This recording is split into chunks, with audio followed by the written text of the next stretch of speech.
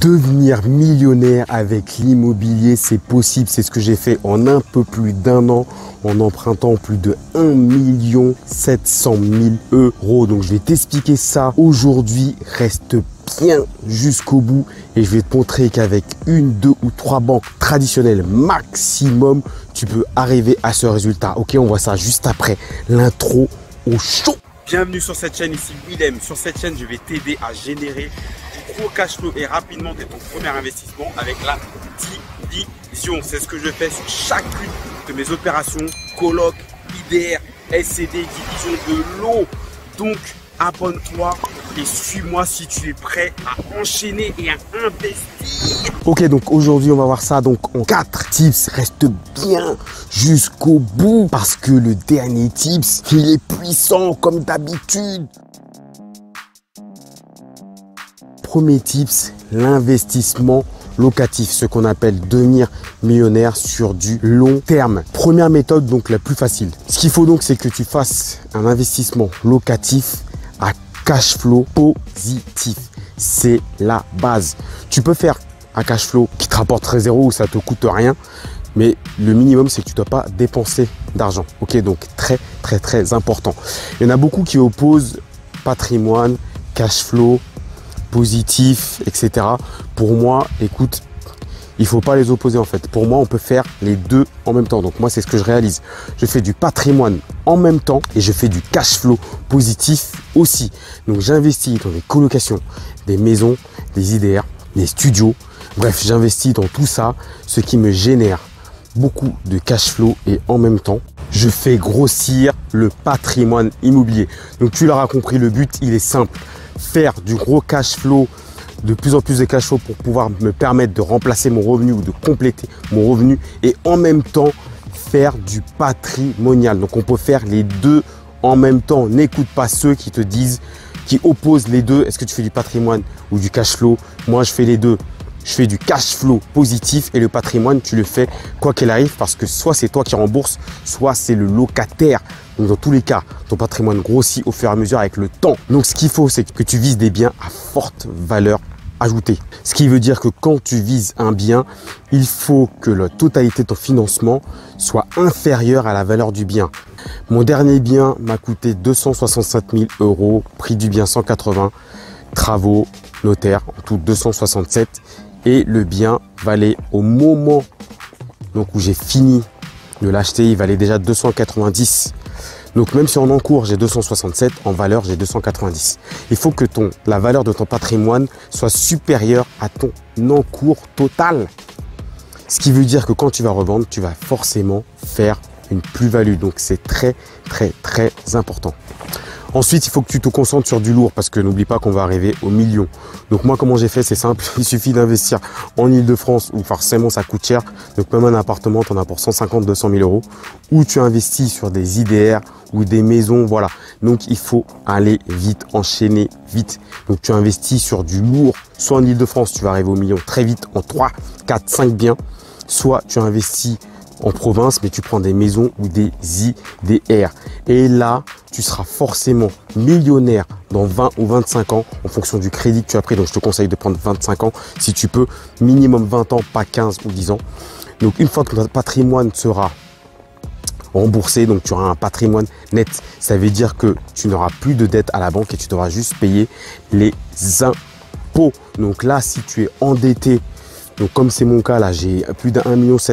Mon endettement est de 1,7 million au niveau de l'encours, mais dans 20 ou 25 ans, ce sera un patrimoine net qui vaudra donc plus que mon encours, comme je t'ai expliqué tout à l'heure. Ok, donc ça c'est la première façon lente mais certaine d'être millionnaire. Ok. Ensuite, le tips numéro 2. Achat-revente en mode résidence principale. Qu'est-ce que ça veut dire? J'achète un appart, je fais en sorte que ce soit ma résidence principale ou c'est vraiment ma résidence principale, je revends comme ça, je ne paye pas d'impôt sur la plus-value. Mon premier achat-revente en résidence principale, j'ai gagné 150 000 de plus-value, impôt zéro. Donc tu vois bien que si tu fais plusieurs opérations comme ça, tu peux vite arriver au million. Après attention, hein, tu vas pas tout le temps faire des gros coups comme ça, hein, c'est pas tous les jours machin. Mais dis-moi en commentaire si ça t'intéresse, je t'expliquerai comment j'ai fait pour ce coup-là, pour faire 154 plus-value pour mon premier. Donc là tu vois que ça c'est, il faut que tu trouves un appart, que ce soit crédible pour que ce soit ta résidence principale, ou tu en fais vraiment ta résidence principale et tu revends. Donc tu peux rester là-dedans 6 mois, 3 mois, voilà, faire ça 1, 2, 3 fois, mais après attention, tu peux pas faire ça tout le temps, hein, parce que l'achat-revente en résidence principale, à un moment donné, les impôts ils vont te dire, mais attendez, vous changez tout le temps d'appartement, c'est pas possible quoi. Donc prends bien un appart, une maison, quelque chose en fait qui est crédible par rapport à cette situation. Si tu prends un studio, que tu fais des achats-reventes et que vous êtes 4, c'est pas crédible, ok? Tu m'as compris. Donc ce technique-là est plutôt pas mal, puisque pour avoir un financement à la banque, c'est plutôt simple en nom propre. Tu dis que c'est ta résidence principale, donc tu sais que tu vas faire de l'achat-revente, donc tu t'en fous du 20, 25 ans, peu importe. Et tu peux même avoir gratté du 110%, donc ça c'est plutôt cool. Donc tu peux faire ça 2, 3, 4 fois d'affilée. Il faut attention, il faut que ce soit crédible, mais pas trop, parce que les impôts ils vont te retoquer et les banques ça va être compliqué de faire ça à chaque fois que la même, il faudra rechanger de banque, etc. Donc voilà, c'est un autre moyen, mais ça peut marcher un petit peu, mais ça va pas marcher sur du très long terme. Donc c'est un autre moyen d'y arriver, à cumuler avec le tips numéro 1.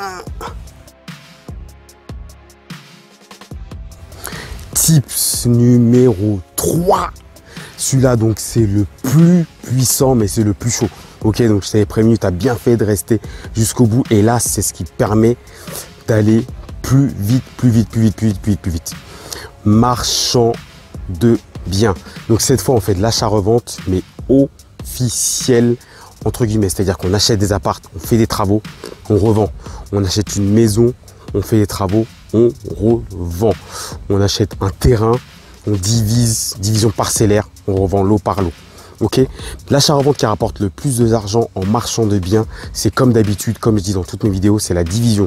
D'acheter une maison, faire des apparts, les vendre appart par appart. Acheter un immeuble, revendre appart par appart. Acheter un terrain, division parcellaire. C'est ça qui va rapporter le plus de sous en achat-revente. Ok, donc je te conseille pas de faire ça tout de suite, de toute façon tu pourras pas. Mais ça rapporte beaucoup de bénéfices sur ce type d'opération, et là ça peut aller très vite. Donc je vais te parler de mon opération petit à petit dans les prochaines vidéos. Dis-moi en commentaire si ça t'intéresse. N'oublie pas que moi je ne parle que de ce que j'ai fait, ce que je vais faire ou ce que je fais. Je ne sais pas parler de ce que je ne sais pas faire. Il y en a qui savent faire ça. Moi personnellement je sais pas faire. Ok, donc marchand de biens, l'avantage c'est que tu peux générer beaucoup de cash rapidement. La problématique avec le marchand de biens, c'est qu'il faut créer des sociétés exprès, SAS, etc. Donc c'est plus compliqué de se faire financer, c'est plus dur, je te l'accorde. Mais c'est ce qui génère le plus de cash. Après aussi des assurances, si tu fais de la construction, il y a aussi des bons artisans que tu as trouvés. Ben bref, c'est plus risqué, c'est plus compliqué, c'est plus complexe. C'est le level maximum de l'investisseur. Après aussi la promotion, mais bon ça c'est encore un autre sujet, d'accord, mais c'est ce qui permet de générer du cash flow très vite. Donc si tu t'intéresses à ce type de biens, donc regarde bien tous les biens qui sont divisés. Ok, donc tu peux te faire la main sur un petit appart avec des travaux, etc., mais regarde vraiment les maisons à diviser officiellement, les immeubles. Si tu es dans un espace où tu as des grands terrains, n'hésite pas à faire la division parcellaire et revendre lot par lot. C'est ce qui rapporte le plus d'argent en cash. Et après, il faut créer les sociétés qui vont bien, etc. C'est plus difficile de se faire financer. Mais je ferai une vidéo dédiée par la suite. Ok.